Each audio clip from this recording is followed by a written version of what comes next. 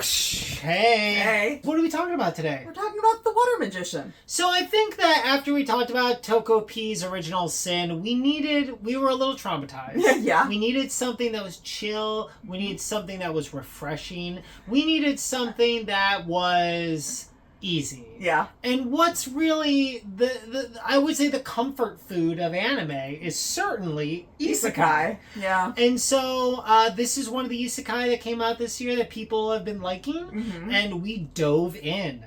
So what would you say this show's about? Okay, so, we all know Isekai. And this one, like a lot of them, it jumps into it. Like, we find out that our main character died in our world, and he's been sent to this new world. The guy that sends him there is like, okay, there's some magic in this world. You have an affinity for water. Drops him in. And he's like, I'm going to live the simple life here. Yeah. Okay. Like, doesn't really want to be an adventurer, doesn't want to do any of that stuff. So, he's living the simple life, learning what his water magician powers are. And just like, living. Yeah. So Rio, while he's living the simple life, he realizes at some point, he needs food, gotta go hunting. Yeah. And while he's doing that, he stumbles upon a Dullahan, a headless horseman guy who also has a headless horse. Yes.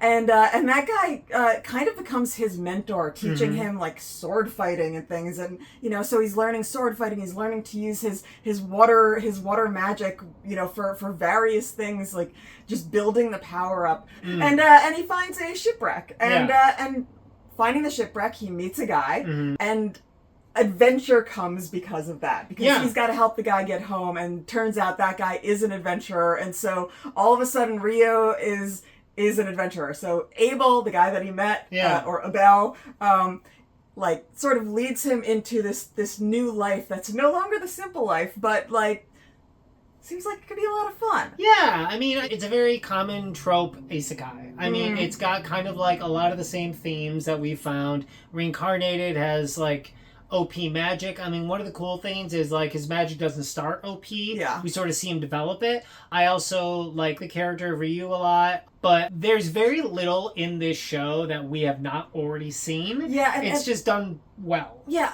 in the first episode we were like, wait, is this just a generic isekai? I will say the first episode was a bit of a snooze. There is like a revelation that happens at the very end that's very intriguing. Yeah. But the second episode was like really great. Yeah. And I think like kind of from there, the show is just, it is a lot of fun. It's got that sort of Tsukimichi thing. It's got that wrong way to use healing magic. Like it feels a lot like these guys we're familiar with. Yeah. But there's a few extra things. You find out that Ryu more and more special in sort of different ways than we've seen before. He's very strong because he's practiced his magic a lot. Yeah. And because of that, he's able to help people. He's able to be an awesome adventurer. And he's funny. He's got a really funny personality. I would say, like, his personality is one of the better of these sort of, like, bland isekai heroes. Yeah. I feel like usually the isekai heroes, they're kind of the everyman or the every kid. And they tend to be they just tend to have no real personality to speak of. Yeah, I also feel like in a lot of them, they get dropped into this new world, and then all of a sudden they're just a part of this new world. Yeah. But one of the things that I like about Rio is that he keeps on referencing the world that he's from, or referencing it's like, oh, and now this is gonna happen because of isekai he's watched or games he's played or whatever. So he knows the tropes, and so he keeps on being like, oh, like this is where this trope goes next. This is what's gonna happen next, and it's always really funny. Yeah, it's really weird that like isekai's been around long enough that like it's like Inception. It's like now characters in isekai are familiar with isekais, and so they know the tropes of isekais that will happen to them while they are themselves in an isekai. Yeah. It's like super weird. But I also think you have to kind of push it forward. People are so familiar with this now, the wonder of like, gosh, I'm in a new place. How's this going to work is not enough. Yeah. So we should say this is based on a visual novel that they did adapt into a manga. Some of the animation I liked. I like the characters. The backgrounds are interesting. They almost have a kind of like a watercolor look to them. But it was interesting. I felt like one of the main fight scenes, I think in like the 4th or 5th episode, I didn't think the animation was that great.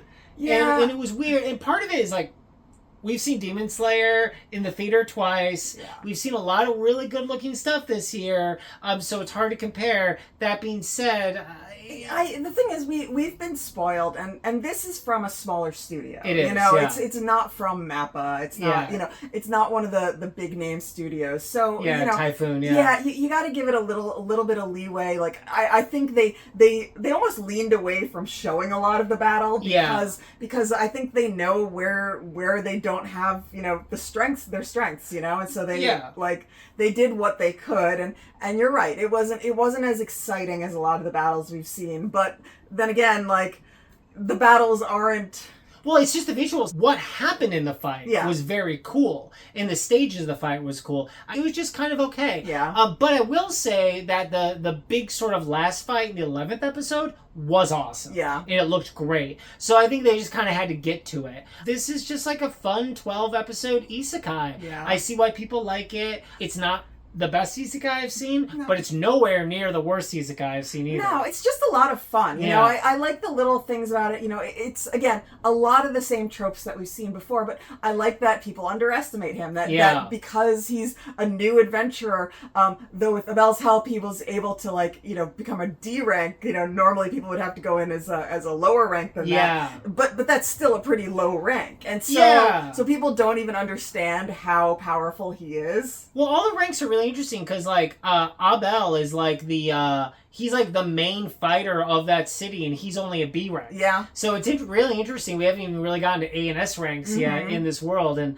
I think that's really cool. And I also like that, like, at least in the first season, he is literally just a water magician. Yeah. Like, he is finding ways to, like, be like the most OP water magician, but he's not like a lot of these isekai. Like, they tend to have, like, they have power usually over, like, all the elements, like they're the Avatar or something. And the fact that, like, he is just focused on water, I think it's really interesting. Yeah. Yeah, I also, you know, I like that he is special, but a lot of the reason that he's special is because he works hard. Like, you know, it was through hard work that he was able to get his skills up. Because, you know, in the first episode, when he started off, he was just able to do a little tiny squirt of water, you know?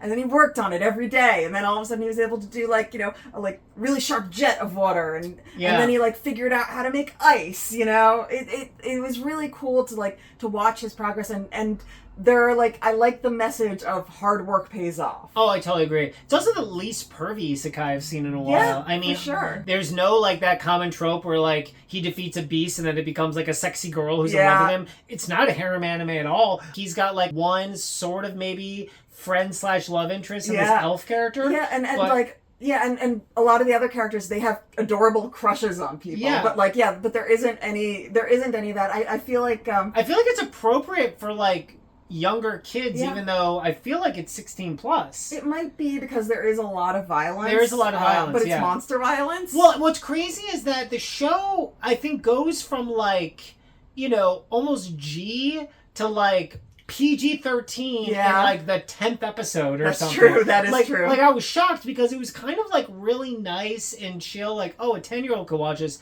And then they get real in, like, the 10th episode. It's the backstory of this really powerful character. And it's, like, innocent people being murdered, and it's, like, blood everywhere, and it's super sad. And I was like, what am I watching? It's kind of like when Delicious in Dungeon was really cute, and then they got, like, really hardcore out of nowhere. And you're like, wait, what's going on here? But I appreciated that, because I was kind of ready for that at the time. For sure. You know, really, the main thing is that this is just a super fun anime. It is. Super fun, super worth watching. It's a good palate cleanser if you've watched anything really intense. Yes. And yeah, it's just a lot of fun. Totally. All right, guys. Well, The Water Magician is on Crunchyroll. You can watch it there. Thanks so much for watching. Please like and subscribe. Let us know down below if you could have power over one element, what would it be? Anna, what would it be? Water? Nice. Why not? I'll go with water too. But you guys let us know down below. I think most people would say fire, don't you think? I don't know. Maybe Earth. You could build a cool house. I mean... Earth, you could make yourself a mansion. That's true. Yeah. But, you know, like, with water, you could potentially control people. Because, like, people are made largely of water. So, you know. Creepy. Yeah. Creepy. I'm going to go creepy. Well, don't go that dark, guys, but let us know. All right. Thanks so much for watching. Bye.